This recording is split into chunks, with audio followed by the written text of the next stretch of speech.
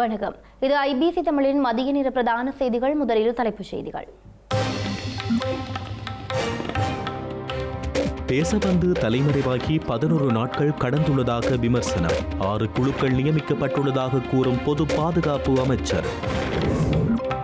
கதிர்காமக்கந்தன் ஆலய பண மோசடி விவகாரம். குற்ற புலனாய்வு பிரிவுக்கு அழைக்கப்பட்ட பஸ்நாயக்க நிலைமை. அறகலைய போராட்டங்களின் போது தீயிட்டவர்களின் பட்டியலையும் வெளியிடுக. ஜேவிபியினரும் சிக்குவார்கள் என்கிறார் சம்பிக்க. புலம்பெயர் இளைஞர்கள் கடவுச்சீட்டை பெறுவதில் நெருக்கடி. காத்திருப்போர் எண்ணிக்கை 26,000 தொட்டுள்ளதாக கூறும் அரசாங்கம்.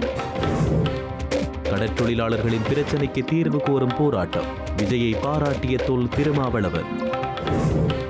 கனடாவின் புதிய பிரதமராகும் மார்க் கார்னி. ட்ரம்புக்கு எதிரான வர்த்தக போரில் வெற்றி பெறுவதாகவும் சூளுரை.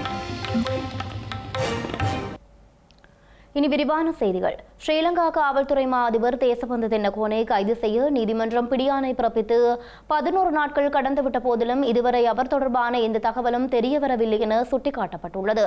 முன்னாள் அமைச்சர் டிரான் ஆலஸின் பாதுகாப்பில் தேசபந்து தென்னகோன் இருப்பதாக தகவல் வெளியாகியுள்ள நிலையில் சட்ட நடவடிக்கைகளை எதிர்கொள்வதை தவிர்க்கும் பட்சத்தில் அவரது அசையா மற்றும் அசையும் சொத்துக்கள் முடக்கப்படும் என அரசாங்கம் அறிவித்துள்ளது. வெலிகம பெலேன பகுதியில் கடந்த 2023ஆம் ஆண்டு டிசம்பர் மாதம் 31ஆம் தேதி நடத்தப்பட்ட துப்பாக்கிச் சூட்டு சம்பவம் தொடர்பாக காவல்துறை அதிபர் தேசபந்து தென்னகோன் உட்பட 8 பேரை கைது செய்ய மாத்தறை நீதவான் நீதிமன்றம் கடந்த மாதம் 27ஆம் தேதி உத்தரவிட்டுள்ளது. காவல்துறை அதிபர் தேசபந்து தென்னகோன் தொடர்பில் ஏதேனும் தகவல் தெரிந்தால் குற்றப்புலனாய்வு திணைக்களத்துக்கு அறிவிக்குமாறு காவல்துறையினர் பொதுமக்களிடம் கோரிக்கை விடுத்துள்ளனர். இந்த நிலையில் காவல்துறை அதிபர் தேசபந்து தென்னகோனை கைது செய்வதற்காக 6 காவல்துறை குழு ஈடுபடுத்தப்பட்டுள்ளதாக ஸ்ரீலங்காவின் பொது பாதுகாப்பு அமைச்சர் ஆனந்த விஜயபால தெரிவித்துள்ளார். தேசபந்து தென்னகோன் தொடர்பான விசாரணைகள் தொடர்ந்து நடைபெற்று வருவதாகவும் அமைச்சர் மேலும் குறிப்பிட்டுள்ளார். இதேவேளை தேசபந்து தென்னகோன் மறைந்திருக்கலாம் என்ற சந்தேகத்தின் பேரில் மாத்தறையில் உள்ள கதிர்காமம் ஆலயத்தின் பஸ்நாயக்க நிலைமை தனுஷ் குணதேகரவின் வீட்டை காவல்துறையினர் சோதனைக்கு உட்படுத்தியுள்ளனர். காவல் ஆய்வாளர் MR தயானந்தாவின் தலைமையில் குற்றப்புலனாய்வுத்துறை அதிகாரிகளின் 2 குழுக்கள் நேற்றிரவு 11 மணியளவில் இந்த சோதனையை நடத்தியுள்ளதாக கூறப்படுகின்றது. கொழும்பில் இருந்து மாத்தறைக்கு சென்ற குற்றப்புலனாய்வு பிரிவின் அதிகாரிகளே கதிர்காம ஆலயத்தின் பஸ்நாயக்க நிலைமையின் வீட்டில் சோதனையை நடத்தியுள்ள நிலையில் தேடுதல் ஆணையின்றி இந்த சோதனை முன்னெடுக்கப்பட்டுள்ளதாக கூறப்படுகின்றது. இந்த காவல்துறை அதிகாரிகள் அனைவரும் சாதாரண உடையில் அங்கு சென்றதாகவும் தமது அடையாள அட்டைகளை காண்பிக்குமாறு கேட்டபோதும் அவர்கள் தமது அடையாளத்தை உறுதி செய்ய மறுத்து வீட்டுக்குள் நுழைந்ததாகவும் தெரிவிக்கப்பட்டுள்ளது. இந்த சோதனை முன்னெடுக்கப்பட்ட போது பஸ்நாயக்க நிலைமையின் 84 வயது தாயார் மட்டுமே சம்பந்தப்பட்ட வீட்டில் இருந்தார் என்றும் குறிப்பிடப்பட்டுள்ளது. இந்த சோதனை குறித்து மாத்தறை மூத்த காவல்துறை கண்காணிப்பாளருக்கோ அல்லது அந்த பகுதிக்கு பொறுப்பான மாலிம்பேட காவல்துறையினருக்கோ அறிவிக்கப்படவில்லை என்றும் கூறப்படுகின்றது. உயர் அதிகாரியின் அறிவுறுத்தலின் பேரில் இந்த சோதனை மேற்கொள்ளப்பட்டதாக பின்னர் தெரியவந்ததாக காவல்துறையினர் குறிப்பிட்டுள்ளனர். இதேவேளை காவல்துறை மா அதிபர் தேசபந்து தென்னகோன் நீதிமன்ற நடவடிக்கைகள் மூலம் தடை உத்தரவை பெற முயற்சிப்பதாக தகவல் கிடைத்துள்ளதாக ஐக்கிய மக்கள் சக்தியின் நாடாளுமன்ற உறுப்பினர் அஜித் பி பெரேரா தெரிவித்துள்ளார். இதன் பிரகாரம் தம்மை கைது செய்யும் வகையில் மாத்தறை நீதவான் நீதிமன்றம் பிறப்பித்த உத்தரவை இடைநிறுத்த தேசபந்து தென்னகோன் முயற்சிப்பதாக அவர் கூறியுள்ளார். தமிழ் மக்களால் பெரிதும் போற்றப்படும் தென்னிலங்கையில் உள்ள கதிர்காம ஆலயத்தில் இடம்பெற்றதாக கூறப்படும் மோசடிகள் குறித்த விசாரணை உற்றுநோக்கலை ஏற்படுத்தியுள்ளது. அந்த வகையில் ஆலயத்தின் பஸ்நாயக்க நிலைமை திசான் குணசேகர இன்று குற்றப்புலனாய்வு திணைக்களத்துக்கு அழைக்கப்பட்டிருந்தார். சமூக ஆர்வலர் ஜமந்தா கம்முனி அளித்த முறைப்பாடு தொடர்பில் நடத்தப்படும் விசாரணைகளின் ஒரு பகுதியாக கதிர்காம ஆலய பஸ்நாயக்க நிலைமையிடம் வாக்குமூலம் பெறப்பட உள்ளது. பஸ்நாயக்க நிலைமை திஷான் குணசேகரவிடம் வாக்குமூலம் பெறுவதற்காக கதிர்காமத்திற்கு செல்வதற்கு திட்டமிட்டிருந்த குற்றப்புலனாய்வுத்துறை அதிகாரிகள் அது தொடர்பிலான அறிவித்தலையும் வழங்கியிருந்தனர். எனினும் கொழும்புக்கு இன்று செல்லும் பஸ்நாயக்க நிலைமை அரசாங்க பணத்தை செலவழித்து அதிகாரிகள் கதிர்காமத்திற்கு வரவேண்டிய அவசியமில்லை என்று கூறியுள்ளார். இதன் பிரகாரம் இன்று வாக்குமூலம் பெறுவதற்கு அவருக்கு நேரம் வழங்க நடவடிக்கை எடுக்கப்பட்டுள்ளது. மேலும் கதிர்காம ஆலயத்தின் பஸ்நாயக்க நிலைமையாக தாம் பொறுப்பேற்றதில் இருந்து அனைத்து பரிவர்த்தனைகளும் வெளிப்படைத்தன்மையுடன் மேற்கொள்ளப்பட்டு வருவதாகவும் எந்தவொரு விசாரணையையும் எதிர்கொள்ள தாம் தயாராக இருப்பதாகவும் அவர் இதன்போது தெரிவித்துள்ளார். ஸ்ரீலங்காவின் முன்னாள் ஜனாதிபதி கோட்டபய ராஜபக்ஷவை அதிகாரத்திலிருந்து அகற்றும் அறகலைய போராட்டத்தின் போது வீடுகளுக்கு தீயிட்டவர்களின் பட்டியலை அரசாங்கம் இதுவரை வெளியிடாமல் இருப்பதாக ஐக்கிய குடியரசு முன்னணி தலைவரும் முன்னாள் அமைச்சருமான பாட்டலி சம்பிக்கரணவக்க தெரிவித்துள்ளார். ஒவ்வொரு வாரமும் பல்வேறு பட்டியல்களை முன்வைக்கும் அரசாங்கம் தீயிட்டப்பட்டதால் வீடுகள் சேதமடைந்தவர்களுக்கு வழங்கப்பட்ட இழப்பீட்டு பட்டியலை வெளியிட்டு தற்போது பெரும் பரபரப்பை ஏற்படுத்தி வருவதாகவும் அவர் சாடியுள்ளார். அறகலைய போராட்டத்தின் பொழுது அப்போது அரசாங்கத்தில் இருந்தவர்களின் வீடுகளுக்கு தீயிட்ட சம்பவங்களை தேசிய மக்கள் சக்தி அரசாங்கத்தின் பிரதான கட்சியான மக்கள் விடுதலை முன்னணியே அரங்கேற்றியதாக விமர்சனங்கள் முன்வைக்கப்பட்டு வருகின்றன. இந்த நிலையில் போராட்டத்தின் பொழுது வீடுகளுக்கு தீயிட்டவர்களின் பட்டியலை வெளியிடுமாறு பாட்டலி சம்பிக்க ரணவக்க வலியுறுத்தியுள்ளார். இந்த பட்டியல் வெளியிடப்பட்டால் நாடாளுமன்றத்தில் உள்ள கட்சியின் உறுப்பினர்களின் பெயர்களும் வெளியில் வரும் எனவும் அவர் குறிப்பிட்டுள்ளார். இந்த பட்டியல் காவல்துறை அதிபரின் மேசையில் உள்ள பெட்டியில் இருப்பதாகவும் அதை தாக்கல் செய்யுமாறு பிமல் ரத்நாயக்கவிடம் கோரியுள்ளதாகவும் பாட்டலி சம்பிக்க ரணவக்க மேலும் தெரிவித்துள்ளார். புலம்பெயர் தொழிலாளர்கள் மற்றும் மாணவர்கள் உட்பட 26,000க்கும் மேற்பட்ட புலம்பெயர்வுள்ள இலங்கையர்கள் புதிய கடவுச்சீட்டுக்கு விண்ணப்பித்துள்ளதாக ஸ்ரீலங்காவின் வெளிவிவகாரம் மற்றும் வெளிநாட்டு வேலைவாய்ப்பு அமைச்சு தெரிவித்துள்ளது. இந்த விண்ணப்பங்கள் வெளிநாடுகளில் உள்ள இலங்கை தூதரகங்கள் மற்றும் உயர்ஸ்தானிகர் அலுவலகங்களினால் பெறப்பட்டு ஏறத்தாழ 2 ஆண்டுகளாக நிலுவையில் இருப்பதாக வெளிவிவகார பிரதி அமைச்சர் அருண் ஹேமச்சந்திரா தெரிவித்துள்ளார். கடவுச்சீட்டுகள் காலாவதியாகும் போது சில தனிநபர்கள் பாரிய பிரச்சனைகளை எதிர்நோக்குவதாகவும் வெளிவிவகார பிரதி அமைச்சர் சுட்டிக்காட்டியுள்ளார். இந்த பிரச்சனை புலம்பெயர் தொழிலாளர்கள் மற்றும் வெளிநாடுகளில் கல்வி கற்கும் மாணவர்கள் தமது எதிர்கால நடவடிக்கைகளை மேற்கொள்வதில் சிரமங்களை ஏற்படுத்தியுள்ளதாகவும் அவர் கூறியுள்ளார். இந்த பிரச்சனைக்கு உடனடி தீர்வை வழங்கும் வகையில் வெளிநாட்டு விவகாரம் மற்றும் வெளிநாட்டு வேலைவாய்ப்பு அமைச்சகத்துடனும் குடிவரவு மற்றும் குடிவரவுத் துறையுடனும் கலந்துரையாடல் நடத்தப்பட்டுள்ளதாகவும் அருண் கேமச்சந்திர தெரிவித்துள்ளார். இந்த மாத இறுதிக்குள் இந்த பிரச்சனையை முடிந்தவரையில் நிவர்த்தி செய்ய நடவடிக்கை எடுக்கப்படும் எனவும் ஸ்ரீலங்காவின் வெளிவிவகார பிரதி அமைச்சர் குறிப்பிட்டார். மேலும் இந்த நெருக்கடி உருவாகியுள்ளமைக்கு தற்போதைய அரசாங்கம் பொறுப்பல்ல எனவும் அருண் கேமச்சந்திர வலியுறுத்தினார். அத்துடன் கடவுச்சீட்டுக்கு விண்ணப்பிக்கும் போது அல்லது வெளிநாட்டு வேலைவாய்ப்பு தொடர்பான தகவல்களை பெற்றுக் கொள்ளும் போது இடைத்தரகர்களின் உதவியை நாட வேண்டாம் எனவும் பிரதி அமைச்சர் அருண் கேமச்சந்திர பொதுமக்களிடம் கேட்டுக் கொண்டுள்ளார்.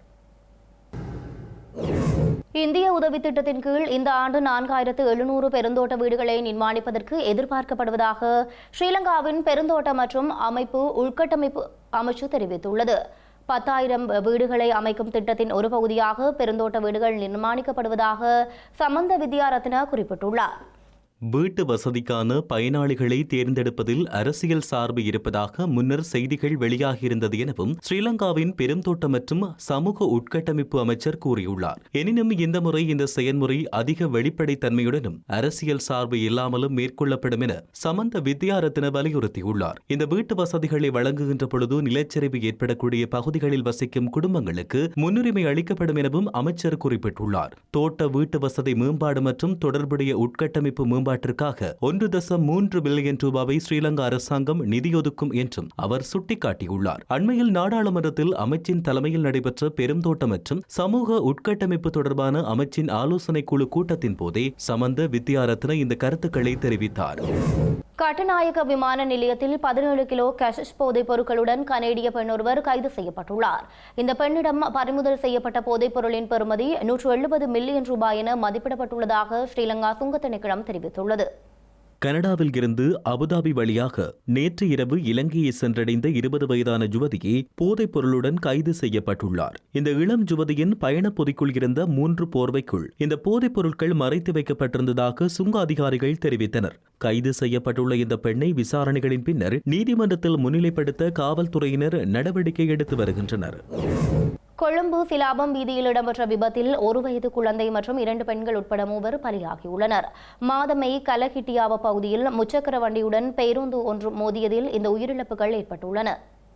சிலாபம் தலவில் புனித அன்னம்மாள் தேவாலய வருடாந்த உற்சவத்தில் பங்கேற்றுவிட்டு முச்சக்கர வண்டியில் வீடு திரும்பியவர்களே விபத்தில் சிக்கியுள்ளனர். விபத்து ஏற்பட்ட போது முச்சக்கர வண்டியின் சாரதி உட்பட 9 பேர் பயணித்துள்ளதாக ஸ்ரீலங்கா காவல்துறை தெரிவித்துள்ளது. இந்த விபத்தில் 32 மற்றும் 36 வயதுடைய 2 பெண்களும் 1 வயதான குழந்தை ஒன்றும் உயிரிழந்துள்ளதோடு இவர்கள் மினுவாங்கொடை மற்றும் ராகம பகுதிகளைச் சேர்ந்தவர்கள் என்று தெரிவிக்கப்பட்டுள்ளது. முச்சக்கர வண்டியின் சாரதி இளம் பராயத்தவர்களான 2 ஆண்களும் 2 பெண்களும் கடும் காயங்களுக்கு உள்ளாகிய நிலையில் சிலாபம் பொது வைத்தியசாலையில் சிகிச்சைக்காக அனுமதிக்கப்பட்டுள்ளனர். இந்த விபத்து சம்பவத்தை அடுத்து பேருந்தின் சாரதியை கைது செய்துள்ள மாதம்பை காவல்துறையினர் மேலதிக விசாரணைகளை மேற்கொண்டு வருகின்றனர்.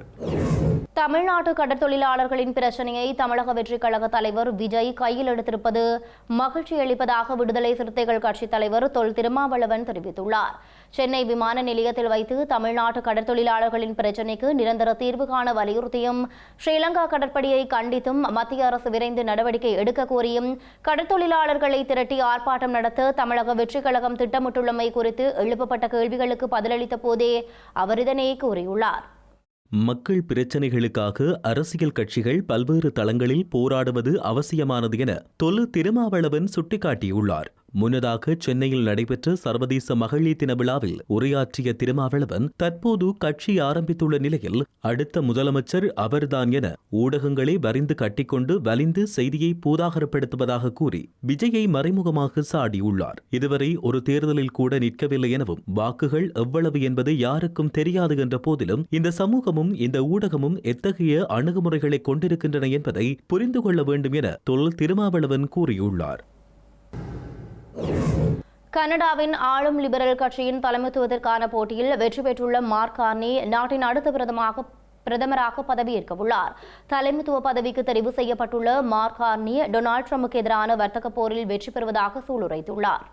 கனடாவில் ஆளும் கட்சிக்குள் ஏற்பட்ட கருத்து முரண்பாடுகளை அடுத்து நாட்டின் பிரதமர் பதவியிலிருந்து விலகுவதாக ஜஸ்டின் ட்ரூடோ அண்மையில் அறிவித்திருந்தார். இதனைத் தொடர்ந்து நாட்டிற்கான புதிய பிரதமரையும் ஆளும் கட்சியின் புதிய தலைவரையும் தெரிவு செய்வதற்கான போட்டியில் மார்க் கார்னி, முன்னாள் நிதியமைச்சர் கிறிஸ்டியா ஃப்ரீலாண்ட் உள்ளிட்டவர்கள் போட்டியிட்டனர்.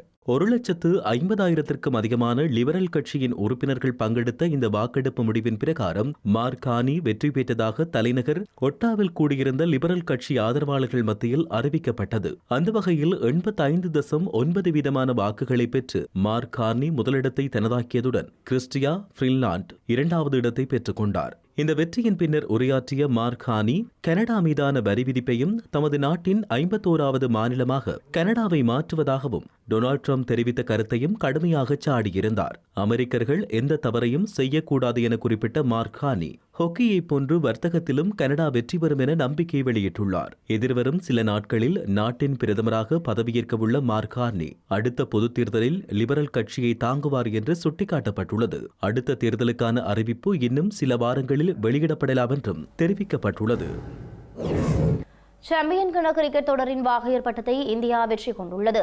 இறுதிப் போட்டியில் நியூசிலாந்து அணியை 4 விக்கெட்டுகளால் வெற்றி கொண்டதன் மூலம் 3வது தடவையாக இந்த தொடரை இந்தியா தனதாக்கியுள்ளது. சாம்பியன்ஸ் கிண்ண கிரிக்கெட் தொடரின் இறுதிப் போட்டியில் இந்தியா மற்றும் நியூசிலாந்து அணிகள் பல பரீட்சை நடத்தியிருந்தன.